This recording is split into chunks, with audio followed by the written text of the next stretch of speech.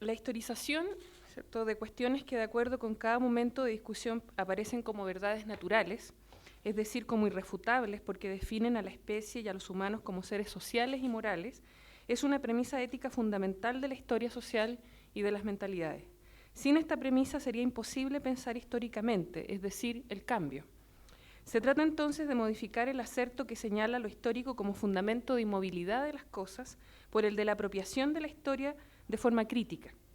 Las concepciones sobre la sexualidad, la reproducción, el género y el cuerpo y lo que ello implica respecto de su lugar en la naturaleza o en la cultura son históricas, es decir, operantes en un momento como estructuras simbólicas que le dan sentido a nuestras acciones cotidianas, inconscientes y repetitivas, que permiten crear la sensación de lo natural y lo dado, y por otro la configuración de ideologías hegemónicas en tanto se constituyen en verdades por el efecto que produce la institucionalización de unos discursos como autoridad y de unos sujetos validados por una sociedad para hacerlo. En el caso de las llamadas sociedades modernas y occidentales hablamos de los médicos por un lado, en el siglo XVI desde la primera modernidad, y en larga duración los religiosos, ambos representantes de la ley del padre en el espacio público o en la cuestión nodal de la laicización de la sociedad, es decir, de situar en la esfera de lo privado la conciencia religiosa. En ambas situaciones, la cuestión de la tutela moral de una sociedad, su posibilidad de laicización como horizonte de cambio posible, es el que me interesa relevar en el tema en que estamos discutiendo, el aborto. Es decir, ¿de qué estamos hablando cuando decimos aborto? Hoy en el debate social las posturas son claras y nos encontramos en presencia de la exposición de dogmas culturales sancionados por autoridades científicas y morales, pero de otro, la cuestión de una sociedad de derechos humanos modernos y contemporáneos a partir de una reflexión respecto a la condición del cuerpo humano como objeto de derecho, para desde allí construir una filosofía laica y por tanto un fundamento laico del derecho. Una memoria de prueba pionera en Chile sobre el punto fue la de Eduardo Arriagada, titulada así, El cuerpo humano como objeto de derecho, presentada en la Facultad de Ciencias Jurídicas y Sociales en 1946. Allí se plantea la cuestión de los derechos de la persona sobre su propio cuerpo, examinando el caso del suicidio, el aborto y la cirugía estética, incluyendo un capítulo sobre los derechos sobre el propio cadáver y sobre partes del cuerpo con temas tales como la enajenación del semen y la sangre. Los informantes del trabajo señalaron que estaba inspirado en una avanzada ideología. Es un estudio interesante porque permite conocer, comillas, numerosos problemas cuya importancia no puede desconocerse y sobre los cuales es conveniente ilustrarse cualquiera sea el criterio con que se les aprecie. Y Pedro Lira, otro de los informantes, señalaba que ciertamente no era una tarea fácil para un profesor de Derecho Civil analizar concienzudamente una tesis de claro sabor penal e impregnada de una ideología harto diferente de la que ha vivificado el derecho tradicional. Merece por ello, independientemente de las apreciaciones diversas que pudiera suscitar, que su tesis sea aprobada ampliamente. Es otro país, ciertamente, un país que no teme hablar de ideología y que asume que las cosas al menos se deben conocer, decir y nombrar. Evidentemente que con ello también debemos mirar las discusiones sobre el aborto como un lugar nodal de nuestra capacidad para la democracia y de los nudos profundos de eso que se llama sociedad tradicional de moral cristiana. Esto ya ha sido señalado por los trabajos de Claudia Lagos, por ejemplo, respecto de la Ley Medina, es decir, aquella que en 1989 eliminó del Código Sanitario el aborto terapéutico a puerta cerrada entre militares y obispos. Pero volvamos a la memoria de 1945. Allí se señala claramente el otro nodo del problema, si el feto es sujeto de derechos y quién lo defiende. Su postura es clara, la mujer tiene sobre el feto toda clase de derechos como sobre sí misma. Negar el derecho al aborto es negar el derecho que tiene la mujer sobre su propio cuerpo. Si bien existe en el feto una vida, no es independiente de la vida de la madre, por lo que ésta tiene derecho a disponer de ella como de una parte integrante de su cuerpo. La mujer tiene sobre el feto toda clase de derechos como sobre sí misma. Ahora bien, cuando hablamos de aborto terapéutico estamos hablando del aborto que no se considera criminal, es decir, asesinato, presunción que se articula como dogma en un largo proceso que va desde el siglo XVII al XX. Por ejemplo, en una literatura existente que ha estudiado largamente la embriología sagrada. Son textos escritos por religiosos donde podemos ver cómo se articula la teoría en relación con la posibilidad que ofrece la cirugía de conocer aquello que se alojaba en el vientre de las mujeres. Esta tesis se expresa en la necesidad de salvar a los niños encerrados en el vientre de sus madres, por medio de la operación cesárea para bautizarlos y entonces reconocerlos como personas. Por ejemplo, está esta embriología sagrada o tratado de la obligación que tienen los curas, confesores, médicos, comadres y otras personas de cooperar a la salvación de los niños, aún de los monstruos, dice, ¿no? Y les voy a citar brevemente. La tesis sería la siguiente: del amor de Dios a los niños que aún no han nacido y de los auxilios con que deben procurar asistirles sus padres, los curas, los obispos y los soberanos. Son niños encerrados en el seno de sus madres, ¿no? Son debates muy interesantes, son textos que están disponibles, ustedes los pueden descargar, ¿no?, para que puedan ver la larga duración de estas premisas, y cuando hablo de dogmas culturales es justamente la sanción de esta norma. ¿Por qué dogma cultural? Porque incluso en el propio siglo XVII, en que se están debatiendo estos temas, por ejemplo, un autor como Jerónimo Florentini, que publicó en 1658 una disertación que se llama De los hombres dudosos o del bautismo de los fetos abortivos, ¿cierto?, en que él asentaba, ¿verdad?, esta idea de que tenían que ser bautizados todos aquellos que estaban encerrados en el vientre. Sin embargo, la respuesta de otros religiosos es que, como ninguno antes de Florentini había llevado hasta este punto la obligación de bautizar todos los fetos, su obra conmovió contra él algunos críticos. Se le acusó de que admitía una opinión nueva y fue delatado a la congregación del Índice. Los 3 examinadores encargados de leerla pusieron en su relación que la doctrina del autor es probable, y con esto los cardenales juzgaron que se debía hacer una segunda edición de la obra con la siguiente protesta del autor: habiendo recibido orden de los eminentísimos cardenales de explicarme sobre lo que he defendido tocante al bautismo de los fetos abortivos, digo que no pretendo difundir nada sobre esta materia, sino solo proponer como una cosa probable todo lo que escribí en el asunto. No es mi intención obligar a ninguno en la práctica a seguir mi opinión bajo de culpa grave, sino solo exponer los motivos que pueden inducir a adoptarla, dejando la libertad de seguirla o no seguirla. No quiero tampoco introducir en la Iglesia un nuevo rito. Claramente, ¿verdad?, estas propuestas hoy en día, ¿cierto?, son las que se esgrimen como tesis, ¿verdad?, para defender la naturaleza, para hablar del aborto como infanticidio. En el siglo XVIII las sensibilidades respecto, tú me dices cuando, porque tengo como para 3 horas, pero me voy a tratar de ajustar. En el siglo XVIII las sensibilidades respecto a la vida, los fetos o embriones al interior del cuerpo, forman parte de un proceso de individualización, lo que he llamado los cuerpos en el cuerpo. El derecho de la sociedad sobre los nacimientos por una parte, pero también se trata de la disputa sobre el derecho paterno, es decir, cómo, ¿cierto?, traspasamos el derecho del padre, ¿cierto?, natural al derecho del padre social. Estos mismos elementos se volvieron a poner, ¿cierto?, en el tapete en el periodo de 1931 a 1936, nuevamente en torno a la discusión sobre el aborto en relación a lo que hoy se diría las normas de la fecundidad. Y ahí es entonces donde se articula con un médico muy distinguido la tesis del aborto criminal, que sería, ¿cierto?, la versión del siglo XX de la embriología sagrada, ¿no?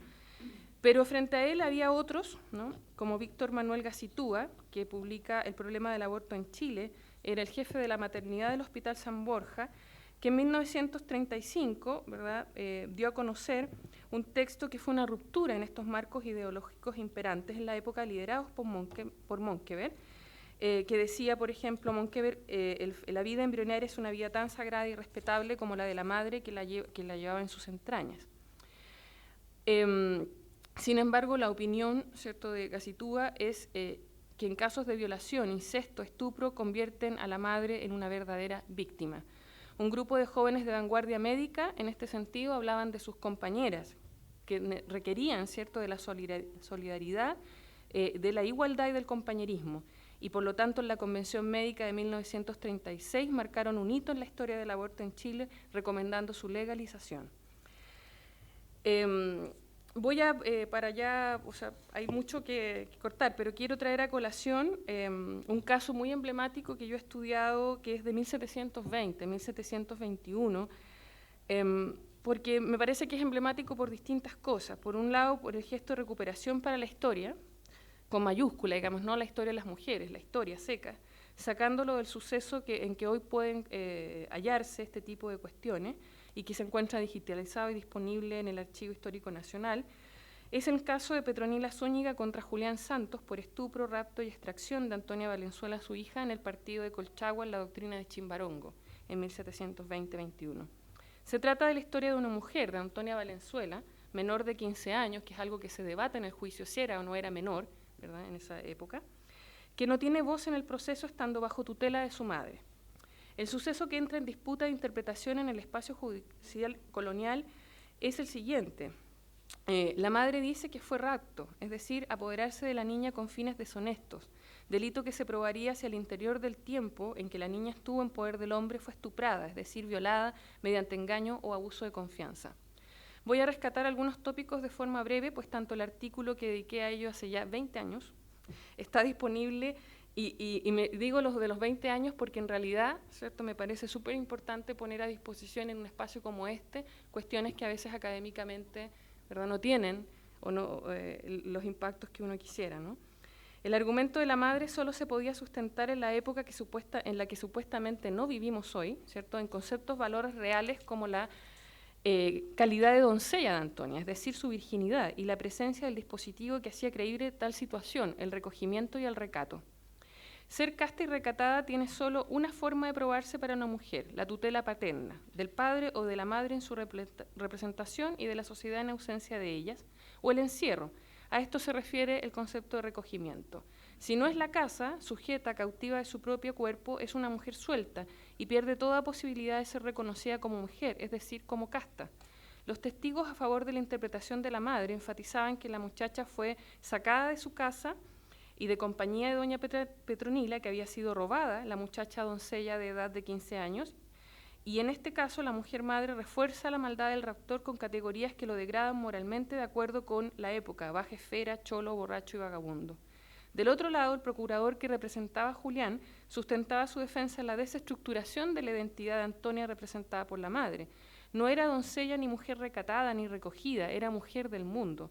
Más aún, el sujeto descubrió que no era doncella, por lo tanto no calificaba el estupro. La imagen de la mujer del mundo era en esa época, y según este caso, una mujer libre y disoluta, sin lazos.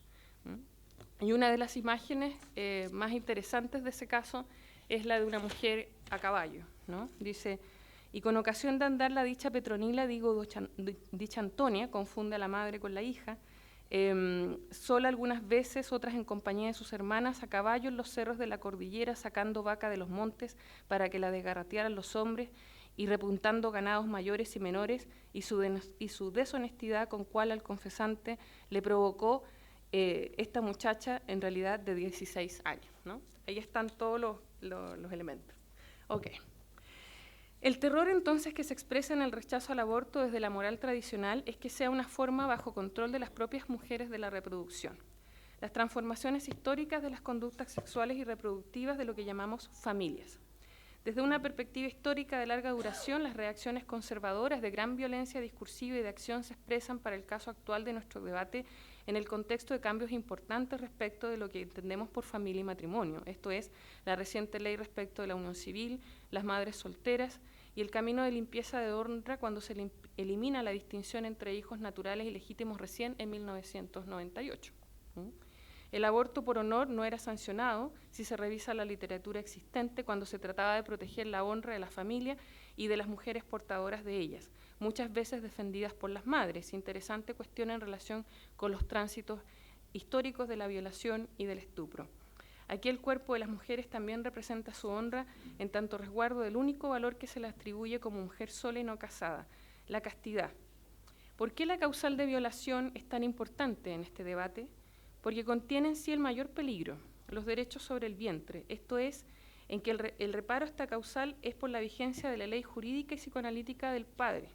El tutor decide respecto de una menor, pero en el caso de una mujer reconocida por ley como adulta, el uso del vientre sin tutela parece más horroroso que el supuesto homicidio del embrión o feto como niño por nacer. Pero también hoy escuchamos otros argumentos que, si bien presentan una nota de cautela en cuanto a permitir el aborto en casos de violación, se apoyan en tesis tales como la impunidad del violador, es decir, licencia para violar porque la prueba del delito, es decir, aquello que se decía como la honra de las familias, podría desaparecer. O sea, la presencia del hijo se puede eliminar. No sé cuál de las dos situaciones es la más horrorosa. He titulado esta presentación Discusión sobre sinvergüenzas, víctimas e impunes en la tercera causal. Espero que al término de mi lectura se comprenda el título. Del sexo forzado a la maternidad forzada. ¿Cómo se hace en el campo de la política cuando una ley fuerza la maternidad en una mujer cuyo embarazo es fruto de un acto sexual también forzado? Ignacio Sánchez, rector de la Universidad Católica, en la sesión del 7 de abril de 2015, ha sostenido en la Comisión de Salud de la Cámara de Diputados que si el proyecto de ley reconoce a la mujer el derecho a la interrupción de un embarazo cuando ha sido fruto de un acto de sexo forzado, unirá una segunda violencia, la violencia sexual sobre ella y la violencia sobre un hijo al negarle la vida. Una doble violencia se ejerce hoy en un sentido inverso. A la violencia sexual que da origen a un embarazo se une la imposición de la maternidad forzada.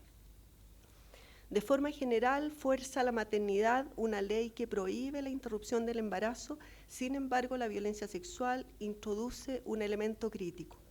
La violencia sexual es una de las más inhumanas formas de dominio masculino. El sexo forzado es, como toda violencia, un atentado a la integridad de la persona. Conscientemente optamos por no fundar la legitimidad del aborto en el síndrome de estrés postraumático que ha sido asociado a la violencia sexual. No optamos por la deriva psiquiátrica que se usa a veces para fundar la ilegitimidad del aborto. Nos interesa pensar en la mujer que ha sido sometida a sexo forzado como sujeto. Esta violencia traduce en la intimidad, los cuerpos y la sexualidad, las relaciones de poder entre hombres y mujeres que la hacen posible, pero también traduce las relaciones de poder entre la adultez y la niñez y adolescencia. En la violencia sexual sufrida por las adolescentes se intersectan ambas formas de dominio. La violencia sexual sucede en lazos próximos. Por ello, no es un asunto solo sexual, es también un asunto de vínculos afectivos. Es al mismo tiempo violencia sexual y explotación amorosa. Es una forma de dominio que no solo concierne a la sexualidad, sino al conjunto de la vida de una mujer. Aunque es un acto sexual, la violencia sexual cumple fines no sexuales. Ocurre al mismo tiempo dentro y fuera de la sexualidad, sirve a otras formas de dominio.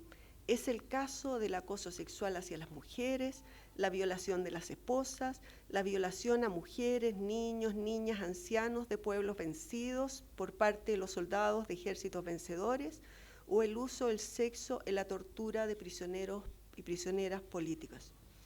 El proyecto de ley hace sentido porque la libertad sexual devino en valor y el sexo no consentido devino en violencia. Es el caso del débito conyugal que devino en violación conyugal en nuestra legislación. La libertad sexual emergió como derecho, aunque los sentidos comunes resisten la desnaturalización del sexo forzado. Esta ley expresa una orientación cultural profunda en términos de una deslegitimación de la violencia sexual, a contrario sensu de lo que a veces se ha expresado en el debate. La violencia de género es en lo fundamental normativa. Recuerda a la mujer su lugar en la relación con los hombres, su subordinación, es sexista. En este sentido, ¿qué tiene como contrapartida el extremo dominio que expresa dicha violencia sino la autodeterminación? Si es así, ¿cuál es el elemento fundamental en juego en esta situación límite de estar embarazada fruto de sexo forzado por un hombre? Su integridad, su dignidad y su libertad se juegan en el reconocimiento como sujeto con capacidad moral para decidir en dicha situación. Una ley que hace del aborto una de las opciones disponibles ante un embarazo que es fruto de una violación, hace sentido porque reconoce en esa situación crítica su libertad reproductiva. Se trata como sociedad de otorgar condiciones de factibilidad a la pregunta fundamental que sería una mujer cuando le es reconocido el derecho a abortar. ¿Deseo ser madre aquí, ahora, en esta circunstancia? La decisión es situacional, pero al mismo tiempo es proyectiva. Pone a la mujer en referencia a sí misma, al futuro, al proyecto vital, al conjunto de la vida, incluida la maternidad. La sola existencia de opciones vuelve voluntaria su maternidad y abre a la acogida de un hijo o hija si éste continúa. Asimismo, pone límite a la violencia que se recibió sobre la sexualidad para que no alcance al conjunto de la vida de una mujer. Lo anterior dice relación con un principio no solo ético, sino también político. Se inscribe en el reconocimiento de las mujeres como sujetos con capacidad moral para decidir sobre cuestiones como estas presentes en su vida, y aquello que hace del aborto un derecho, justamente el respeto a la decisión de una mujer. El proyecto de ley ubica en la mujer la decisión en torno a la interrupción del embarazo. Es voluntario. Esto constituye un derecho y el proceso decisional se ubica en el horizonte normativo de protagonismo, reflexividad, autonomía y responsabilidad. Digo esto porque el aborto, en caso de violación, produce empatía con la situación límite. No necesariamente reconoce el derecho, es la valoración de la víctima. Y las víctimas producen en general empatía. Probablemente parte de eso explique el 70% de apoyo que tiene esa causal en la sociedad chilena. Segundo, asincronía del proceso. La interrupción del embarazo en caso de violación debe ser tratada como un asunto médico, no como un asunto legal. Una ley que otorgue el derecho a interrumpir un embarazo en caso de violación requiere asegurar la eficacia respecto al embarazo, no a la violencia, que una mujer que ha tomado la decisión de interrumpirlo pueda efectivamente hacerlo. ¿Cómo asegurar la eficacia de la ley? Se ha planteado en la comisión la cuestión del establecimiento de la causal, determinar si hubo sexo forzado es fruto de la construcción de una verdad jurídica hoy, y esta no puede determinarse en el plazo de 2 semanas entre el acto de sexo forzado y el embarazo, incluso entre el origen del embarazo y el momento del aborto. Los tiempos no coinciden. Tercero, sinvergüenzas. Algunos invitados y parlamentarios han sugerido en el debate que habrá mujeres que mentirán sobre el origen del embarazo, que de otra manera no podría ser interrumpido en los servicios de salud. Sinvergüenzas, zorras, llamó la revista Charlie Hebdo a las 343 mujeres que en abril de 1971 en Francia declararon públicamente: hemos abortado, júzguennos, reclamando al Estado una ley que reconociera a las mujeres el derecho a abortar. La proclama ha pasado a la historia como el manifiesto de las 341 salop, zorras sinvergüenzas. En 1974, Francia proclamó una ley de aborto voluntario. Está más abajo la imagen, la portada de la revista. Ahí está. Vamos al siguiente. Dice, puerta o clausura a una ley de aborto por plazo. Se llama a transparentar el debate. Se pregunta, sinceramente, ¿cuál es su posición en torno al aborto legal? Esta aparece como una pregunta obligada en el debate que hacen quienes se oponen al proyecto de ley por 3 causales a quienes lo apoyan. Formulada en el Parlamento, esta es una pregunta política, no personal. Por eso se formula, si no, no vendría al caso. Dice el diputado Gustavo Asbun en la sesión del 14 de abril de este año.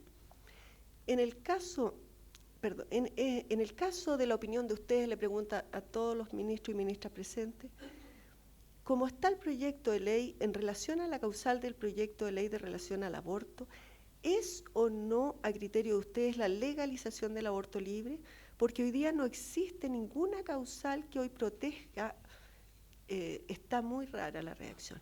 Que hoy día proteja, porque en el proyecto actual uno puede llegar y decir, y uno tiene que respaldar, y uno no tiene que respaldar nada, no hay ninguna forma que pueda cambiar, de que pueda alguien fiscalizar o controlar que efectivamente esa causal es la que motivó el aborto. Dicha pregunta traduce una sospecha sobre una ley que abandona la extrema prohibición del aborto en Chile. Se dice del proyecto que sería una puerta, antesala, que pavimenta el camino hacia una ley de aborto voluntario. Pueden sugerirse dos tesis acerca de la evaluación de la despenalización restringida. La primera, la tesis de la apertura o la oportunidad, y la tesis de la clausura o la barrera. No participamos de ninguna tesis. No hay evidencia internacional para sostener ninguna de las dos tesis hoy día en Chile. Y es más, muchas feministas en este país y organizaciones estamos sin certeza respecto de que sea una clausura o sea una apertura. Lo único que uno tiene es compromiso que efectivamente en el futuro las mujeres podamos disponer de una ley de aborto. La opción ante el temor es asumir con toda la posibilidad de la incerteza que la mujer defina el origen y que la intervención opere en ese marco. La desconfianza hacia las mujeres sería muy problemática en el debate. Es necesario advertir que la política pública y la psicología forense respecto a la violencia sexual se orientan a no desconocer antes de investigado el carácter de potencial víctima de una mujer. Siempre se dice, en el caso de violencia sexual, que hay que creer a las mujeres y a los niños. Voy a ir a la última parte por tiempo, que tiene que ver con algo que me preocupa mucho y que aparece recientemente en el debate, y que es un documento que el Consejo Nacional de la Democracia Cristiana pidió a una comisión que elaborara y que para definir una posición oficial de ese partido. Ese documento, por un lado, discute el humanismo de los que de los que participan de una opinión favorable a este proyecto de ley.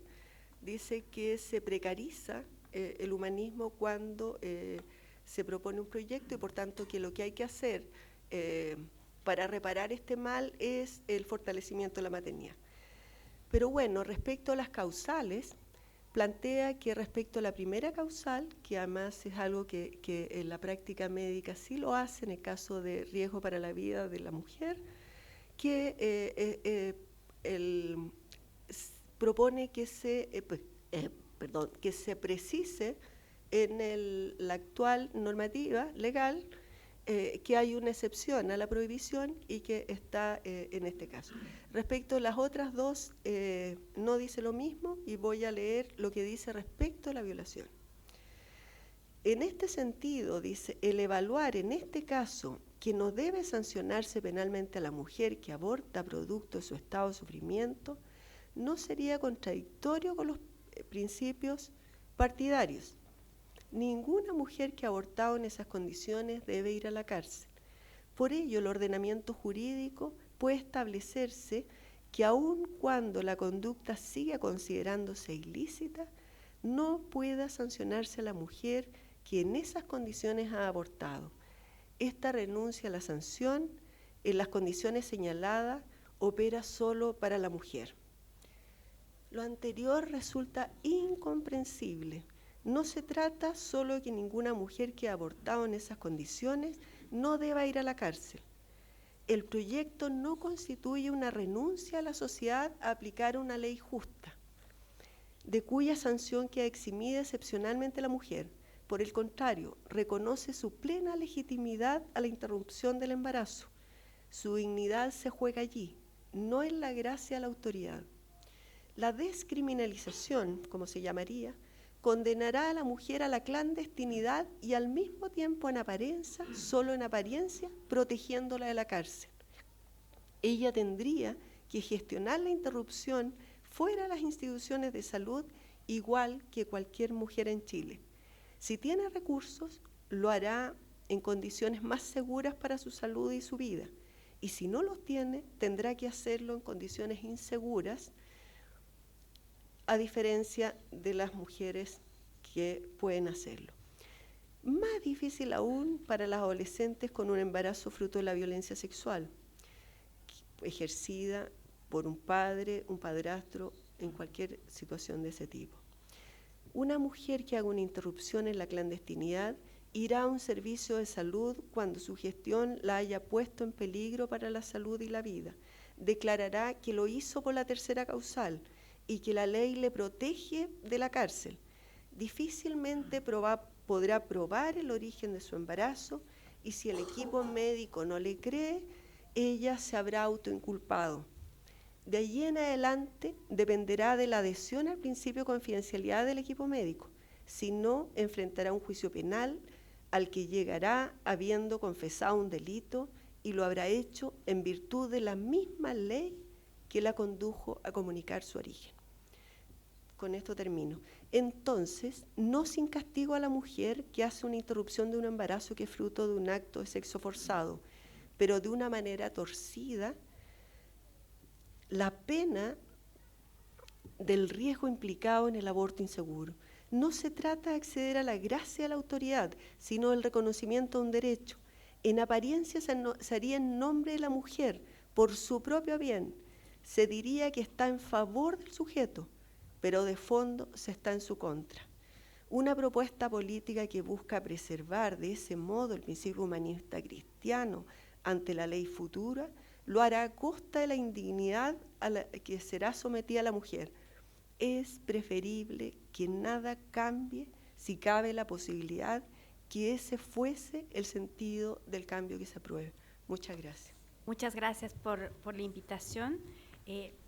Yo voy a presentarles algunos avances de una investigación que estamos realizando junto con Claudia Lagos en el marco de un proyecto bicentenario que lidera IRMA sobre lo que están mostrando los medios de comunicación, fundamentalmente la televisión y algunas plataformas y blogs en internet, acerca del debate sobre el aborto y algunos casos que han salido a la luz pública a raíz de esto mismo. Y quería empezar mostrándoles solo un par de comentarios de algunos blogs en relación al tema específico de la violación. Uno de ellos dice, finalmente decir que en caso de violación, el ser que se está desarrollando no es el anticristo, ni viene a acabar con el mundo junto a 4 jinetes. Es un ser humano inocente que merece vivir. Otro comentario, debemos imponer nuestro sentido de moral, familia y patria. Debemos castigar a las mujeres que abortan víctimas de violación. Si la violaron, seguro lo buscó. No al aborto y sí a la vida, que Dios los va a castigar a todos estos depravados. Son comentarios de blogs. Hemos iniciado el estudio de los comentarios que surgen de estas distintas noticias. Y, bueno, hay varias cosas que se pueden constatar en este proceso. Primero, que las personas muchas veces no están opinando ni siquiera de la noticia en sí. Están hablando de cualquier otra cosa, están hablando de algo que ellos piensan, están comentando algo que apareció en la imagen, alguna vez se relacionan con los titulares, pero no hay una relación con un contenido.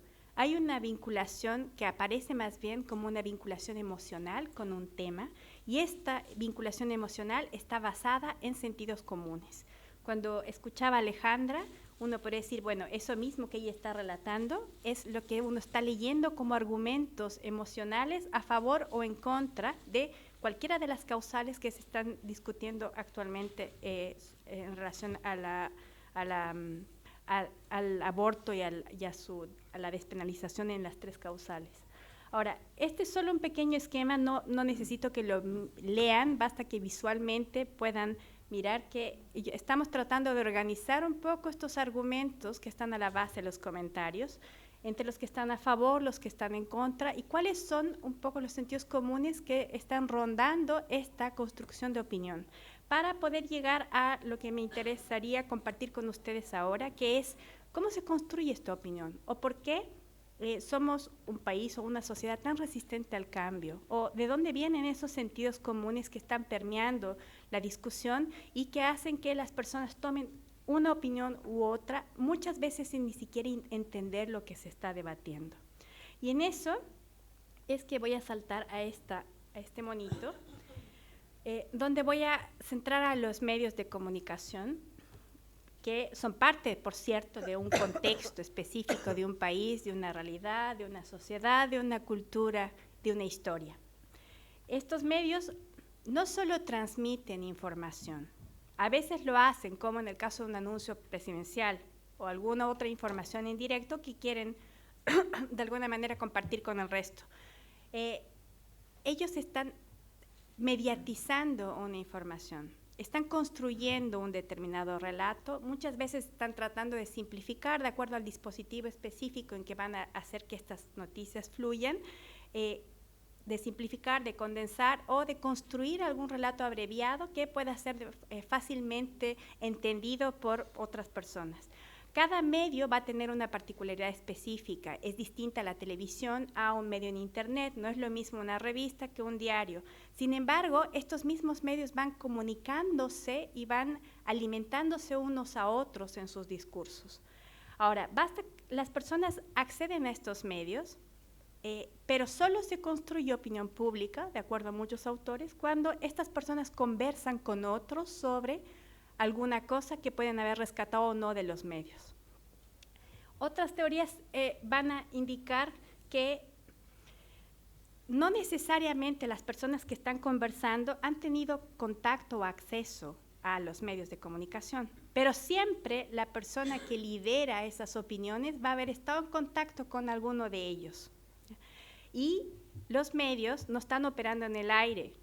Lo que van a hacer es tratar de recoger esas impresiones, ver hacia dónde van las preocupaciones, ver qué es aquello que vende más y van a volver a proponérselo a la comunidad.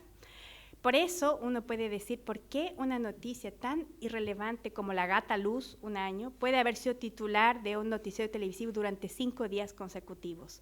Y es porque el rating, aunque la noticia puede haber sido dada en el minuto 38, alcanzó un alto impacto y eso hizo que todos los canales al otro día estuvieran hablando a la Gata Luz y tuviéramos a la Gata Luz una semana en televisión.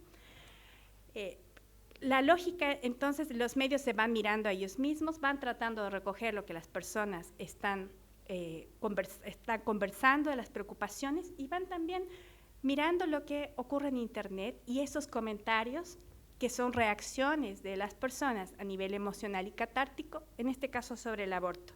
Y en esa trenza es que se va construyendo una opinión pública que siempre en principio va a remitir a lo que las personas han ido de alguna manera consumiendo a lo largo de su vida en otras instituciones, por ejemplo, la familia. ¿Ya? Eso hace que mucha información simplemente, y en muchos casos, sobre todo cuando no se entiende, no modifique la percepción inicial. Y las personas más bien vuelvan a su espacio seguro, que es al lugar en el que han crecido y van a seguir manteniendo estos primeros ladrillos que de alguna manera son los que van a, que van a permitir que se sientan seguros en un espacio que pueden dominar, porque así se ha hecho siempre. Entonces, los medios son un actor más, ¿ya? Porque hay un punto de vista detrás, hay una percepción, hay una línea editorial, hay una propiedad, hay ciertos intereses. Muchas veces hay desinformación de los mismos periodistas que no saben cómo enfrentar este tema, así como no saben cómo enfrentar otros. Por lo tanto, lo que hacen es naturalizar el proceso de construcción de noticias y seguir repitiendo lo que otros han hecho y ha funcionado bien, ¿ya? En ese sentido, el drama vende y la emoción vende. Por lo tanto, es eso lo que voy a seguir utilizando como fórmula en este dispositivo para poder seguir atrayendo las audiencias que me permitan atrapar a ese público lector, porque si no, como medio no puedo seguir existiendo. En ese sentido, hay responsabilidad de los medios, pero no solo de los medios, ¿ya? Porque, como les decía, hay una relación que se establece y la instancia de recepción, el telespectador, al final de cuentas, es el que va de alguna manera negociar la construcción de significados y va a construir sus propios sentidos comunes y va a hacer una síntesis. Ahora, esos no son gratuitos ni son individuales. Y ahí vuelvo otra vez a lo que estábamos viendo en relación a los blogs. No es la opinión individual de las personas la que está allí, porque lo que están recogiendo esos blogs es una opinión compartida, son ciertos sentidos comunes que están permeando una sociedad, son algunas posturas políticas muy fuertes en relación a cómo se va a ir polarizando una discusión. O sea, lo que uno empieza a mirar cuando está analizando estos blogs es que se asocia fuertemente y de manera dicotómica el que está a favor, en general es de izquierda, no tiene moral ni principios, está en contra de lo que va a decir la Iglesia Católica, es liberal, etcétera, etcétera. Y por el otro lado van a estar los otros, que además se van a asociar en una dicotomía entre lo bueno y lo malo, o la vida y la muerte, sin mucha transición. Y eso es lo peligroso de cómo se van construyendo estos sentidos comunes y la responsabilidad que cabe a los que están dando la información y a los que también a su vez la están transmitiendo, ¿ya? Porque en conjunto todos estamos haciendo que esos sentidos comunes sigan permeando a nuestra sociedad y sigamos mirando el fenómeno en esos términos dicotómicos en que uno tiene que tomar partido y decir, si yo opto por apoyar el aborto, estoy en contra de la vida o estoy a favor de tal cosa, o etcétera, etcétera. Ahora, los medios no cambian rápidamente y las personas tampoco, las sociedades mucho menos. Los cambios culturales son muy largos y muy lentos, porque entre los medios y quienes están recibiendo los contenidos de esos medios, hay una promesa simplemente, hay un contrato de sentido que es implícito.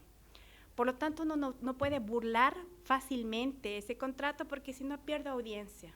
Si es que el medio da una información a la que las personas no están acostumbradas, las personas van a cambiar de canal, ¿ya? Por lo tanto, no se van a arriesgar a eso. Y en ese sentido, se van a seguir perpetuando estas mismas lógicas de producción de información porque es lo que ya está naturalizado como forma de transmisión. Ahora, hay otra cosa que va a hacer la televisión y va a hacer Internet, y es el tema de que va a utilizar imágenes. La televisión no puede funcionar sin imágenes, y Internet actualmente tampoco puede funcionar sin imágenes. Necesito buscar imágenes para ilustrar lo que estoy diciendo. Si uno mira, estas son de enero y marzo. No importa si una nota está a favor o en contra del aborto, las imágenes tienden a ser las mismas. Ahora, uno podría decir, pero ¿cómo están haciendo eso? Si uno le pregunta a un periodista, nunca pensó en el impacto que puede causar una imagen en la construcción o el reforzamiento de un cierto sentido común. O sea, en muchos casos no hay ni siquiera una mala intención, ¿ya? Simplemente no hay una preocupación en torno a que nosotros vamos a construir nuestra memoria en base a huellas de imágenes, y estas huellas de imágenes van a ir armando ciertas posturas en relación a lo que yo voy a tomar a favor o en contra en relación a cualquier tema. Así como no hay una preocupación, tampoco ofrecemos alternativas, ¿ya? Porque si yo le pregunto a alguien que está a favor del aborto, ¿qué tipo de imágenes utilizaría para poder ilustrar esto? Lo más probable es que nadie sepa cómo hacerlo. Sin embargo, si uno dice, ¿qué imágenes voy a utilizar para estar en contra? Las imágenes surgen con facilidad, ¿ya? Porque también las tenemos ya estatuidas y nunca hemos pensado en relación a eso. Bueno, las imágenes son mucho más peligrosas que las palabras, porque además las personas suelen construir su opinión en base a eso que están mirando, que además que no se cuestiona mucho y que emocionalmente impacta mucho más, ¿ya? La letra enfría, establece una distancia racional en relación a cualquier tema. La imagen acerca y golpea emocionalmente y además no razono sobre ella. Si yo tengo estas imágenes, me quedo con las imágenes Y sobre eso voy construyendo y anclando estos sentidos comunes que de alguna manera van a darle certidumbre a mi mundo. En ese sentido, es una investigación que tiene muchas aristas. Estamos viendo el tema de las imágenes, de las campañas, de los blogs, de los comentarios, pero sobre todo preguntándonos por la responsabilidad que nos cabe a todos, a los que trabajamos en comunicación, a los profesionales de los medios, a quienes además alimentan estos medios, para tomar en cuenta y volver a pensar la forma en que vamos a ir transmitiendo estos distintos contenidos para poder generar cambios culturales que puedan ser a largo plazo y que de alguna manera modifiquen estos sentidos comunes que traemos desde hace siglos y que ya están anclados de manera mucho más fuerte que los cambios y las nuevas propuestas. Es característico que en el debate acerca de la permisibilidad del aborto algunos de los participantes validen explícita o veladamente una interpretación especieísta del concepto de persona, según la cual para que un ente X sea persona sería necesario y suficiente que X sea un individuo vivo de la especie humana.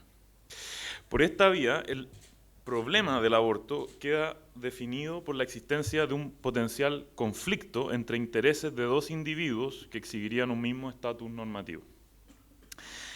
En estos términos, el levantamiento de la prohibición del aborto en casos en que éste haya de ser practicado en conformidad con la voluntad de la mujer embarazada parece quedar sometido a la contingencia de que los intereses de ésta, que se ven actual o prospectivamente amenazados por la subsistencia de ese mismo embarazo, sean de tal peso que logren relativizar la consideración favorable al resguardo del interés en su propia supervivencia que se atribuye al embrión o feto.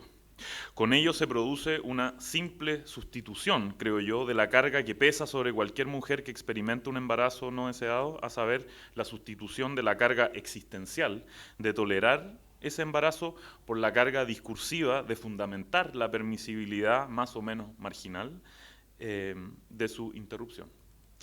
Precisamente esta es la situación argumentativa en la que se inserta el proyecto de ley gubernamental dirigido a reconocer la licitud y por esta vía a producir una descriminalización de la interrupción del embarazo practicada en cualquiera de las situaciones que se corresponden con las así llamadas 3 causales. Esto basta, a mi juicio, para advertir la manifiesta insuficiencia de la regulación que así se propone, desde ya si se asume como premisa metodológica la exigencia de que el problema de la permisibilidad del aborto sea radicalmente secularizado. Y pienso que el despliegue de este esfuerzo de secularización radical pasa por abandonar cualquier compromiso con la postulación del supuesto carácter sagrado de la vida humana. Si llegamos a advertir por vía de secularización que el único fundamento plausible para reconocer a un ente X como titular de un derecho a la vida ha de estar constituido por un interés de X en su propia supervivencia, entonces podremos advertir, creo, que para ser titular de semejante derecho a la vida no es necesario, pero tampoco suficiente, ser un individuo orgánicamente diferenciado de la especie humana. En este marco no me es posible desarrollar de un modo mínimamente satisfactorio el argumento necesario para sustentar esta última conclusión, que en efecto sirve de premisa para la defensa de la irrestricta permisibilidad del aborto practicado en conformidad con la voluntad de la mujer embarazada, en razón de que no hay interés alguno, pienso, cuyo resguardo pudiera legitimar una prohibición de la interrupción del embarazo que pudiera reclamar validez en tal caso. Esa es mi posición sobre el problema. Lo que quisiera más bien es intentar poner sobre la mesa algunas claves que definen, en una perspectiva propiamente jurídica, lo que cabría llamar la topología ideológica del debate acerca de la permisibilidad del aborto, circunscribiendo el debate, en congruencia con la convocatoria que preside este panel, al estatus normativo de la interrupción de un embarazo resultante de una violación. Creo que la topología ideológica del debate, así contextualizado y codeterminado por el ya denunciado déficit de secularización, se deja esclarecer en parte si recurrimos a 3 categorías que se identifican con lo que podríamos caracterizar como formas básicas del pensamiento jurídico, a saber, las formas jurídicas que se corresponden con los conceptos de solidaridad, propiedad y autonomía. Pensar el problema que nos convoca a través del lente de la solidaridad supone aproximarse a la posición en la que se encuentra una mujer que ha resultado embarazada a consecuencia de una violación perpetrada sobre ella, como la posición de alguien que ante la situación de necesidad de otro se nos presenta como ocupando el lugar de un buen o mal samaritano. Justamente este es el punto de vista que asumía hace un tiempo una senadora de la República cuando observaba que la mujer embarazada es alguien llamado a, comillas, prestar el cuerpo al embrión o feto anidado en su útero. Que está lejos de ser evidente que pueda en efecto sustentarse esta proposición, sin embargo, es la moraleja que la filósofa estadounidense Judith Jarvis Thomson pretendía extraer del análisis de su célebre caso del violinista, cuya relación es la siguiente. Supongamos, nos dice Thomson, que usted despierta una mañana y se encuentra en la cama con un violinista inconsciente. Un famoso violinista inconsciente. Se le ha descubierto una enfermedad renal mortal y la Sociedad de Amantes de la Música ha consultado todos los registros médicos y ha descubierto que solo usted tiene el grupo sanguíneo adecuado para ayudarle. Por consiguiente, le han secuestrado a usted y por la noche han conectado el sistema circulatorio del violinista al suyo para que sus riñones puedan purificar la sangre del violinista además de la suya propia. Y el director del hospital le dice ahora a usted, mire, sentimos mucho que la Sociedad de Amantes de la Música le haya hecho esto, nosotros nunca lo hubiéramos permitido haberlo sabido, pero en fin lo han hecho y el violinista está ahora conectado a usted. Desconectarlo significaría matarlo, de todos modos no se preocupe, solo es por 9 meses. Para entonces se habrá recuperado él de su enfermedad y podrá ser desconectado de usted sin ningún peligro. La pregunta que Thomson plantea a continuación parece plantearse de suyo. ¿Se encontraría en tal caso usted moralmente obligado a acceder a esta solicitud? Si esta pregunta, creo, es entendida como una que concierne a la plausibilidad de la postulación de un vínculo de solidaridad que pudiera sustentar un deber de tolerancia de la conexión con el organismo del violinista por parte del individuo que, habiendo sido secuestrado, ha despertado descubriendo que ha sido sometido a esa conexión sin que ello le sea de manera alguna imputable, la respuesta parece ser negativa. Y si la respuesta a esta pregunta es negativa, de ello se sigue que también debe serlo la respuesta a la pregunta de si la mujer que ha sido víctima de una violación puede quedar sometida al deber de soportar el embarazo resultante de esa violación, en razón de que las dos situaciones son equivalentes desde el punto de vista de sus propiedades moralmente relevantes. Lo importante aquí es reparar en que la alegación de la inexistencia de un vínculo de solidaridad entre la mujer embarazada y el embrión o feto, cuyo proceso de gestación se ha desarrollado a partir de una violación perpetrada por un tercero sobre la primera, equivale a un alegato cuyo sentido se corresponde con lo que los abogados leguleyamente llamaríamos un reclamo de inoponibilidad. En razón de su radical falta de responsabilidad por la génesis de ese proceso de gestación, la supervivencia del embrión o feto anidado en su útero no es algo que pueda incumbir, ¿no?, de un modo normativamente exigible a la propia mujer embarazada. Pienso que la estructura negativa del argumento así delineado, cuyo carácter de tal está dado porque el mismo se construye sobre la invocación de la negación de un vínculo de solidaridad especial, explica que desde la vereda prohibicionista tiende a ser retóricamente explotada la imagen de la mujer que no se muestra dispuesta a llevar adelante el embarazo así generado como alguien distintivamente egoísta, insensible ante la situación de necesidad y vulnerabilidad en la que constitutivamente se encuentra otro ser, el embrión o feto, que es igualmente no responsable de la génesis de su proceso de gestación. Para contrarrestar la fuerza retórica de la imagen así construida, es esperable que en defensa de la permisibilidad de la interrupción del embarazo resultante de una violación, sea esgrimido entonces un argumento de carácter más bien positivo a favor de la solución de la inoponibilidad. Ese argumento suele ser desplegado sobre la base de una segunda categoría que sintetiza otra forma básica del pensamiento jurídico, a saber, el concepto de propiedad. En estos términos, el alegato de que el embarazo resultante de una violación es inoponible, en el sentido ya explicado, a la mujer que ha resultado embarazada de ese modo, descansa en la afirmación de que la mujer es dueña, esto es, propietaria, de su cuerpo, de modo tal que ella podría, comillas, gozar y disponer de este arbitrariamente, que es como el artículo 582 del Código Civil define los conceptos de propiedad o dominio, ¿no? El problema está, sin embargo, en que la caracterización de una persona como propietaria de su cuerpo resulta, creo, metafísica y normativamente inadecuada. Pues el cuerpo de cada uno de nosotros no es algo así como una cosa que sea extrínseca a nuestra propia constitución individual. La trampa consiste en lo que algunos han detectado como consistiendo en una falacia por analogía invertida.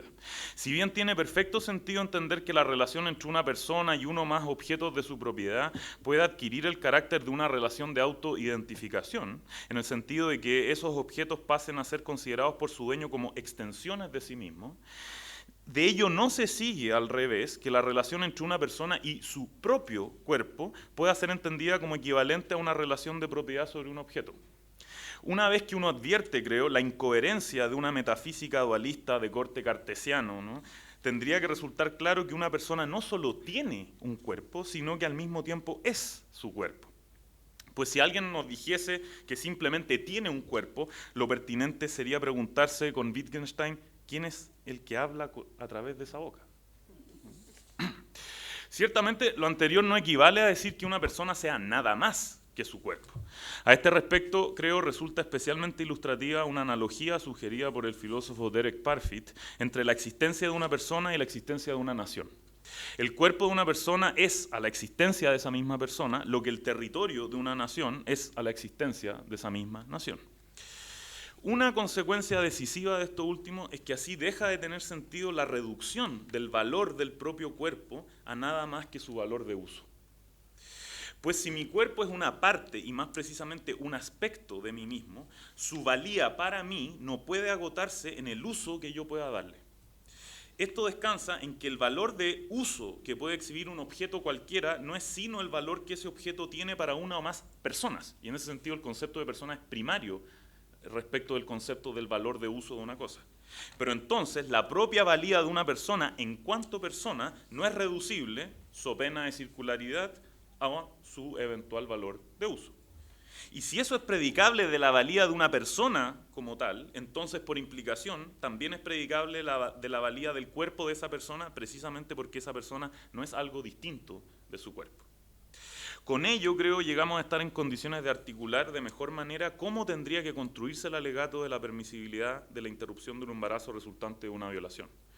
Puesto que el cuerpo de la mujer embarazada no es una cosa de la cual ella u otra sea dueño, reducible a un determinado valor de uso, sino que representa un aspecto intrínsecamente constitutivo de su propia identidad, tratar su cuerpo como una incubadora es tratarla a ella misma como una incubadora. Aquí emerge una tercera forma básica del pensamiento jurídico que se corresponde con el concepto de autonomía. Bajo la interpretación de esta noción, que es propia de la tradición del republicanismo en particular, por autonomía cabe entender un estatus relacional de no dominación. Esta conceptualización es especialmente sugerente aquí, dado que la violación se corresponde con el paradigma de una forma de comportamiento que ejemplifica una relación de dominación. Pues ante todo, la violación es un delito de objetualización, justamente porque en ella se materializa la pretensión de reducir la valía del cuerpo de otra persona a su mero valor de uso. Esto último nos lleva de regreso, irónicamente, al topos de la solidaridad. Quienes se oponen a que la víctima de una violación pueda haber lícitamente interrumpido el embarazo resultante de esa violación pueden creer, tal vez, que solidarizan con una criatura inocente e indefensa, pero de hecho solidarizan con el violador, haciendo suya la pretensión de que la mujer violada queda forzada a soportar un embarazo, así como asumir eventualmente una maternidad que otro le ha impuesto criminalmente. Gracias. Muchas gracias a los y las panelistas. Yo creo que ha sido realmente un privilegio escucharlos y escucharlas. Y gracias también a ustedes por acompañarnos esta tarde en esta conversación.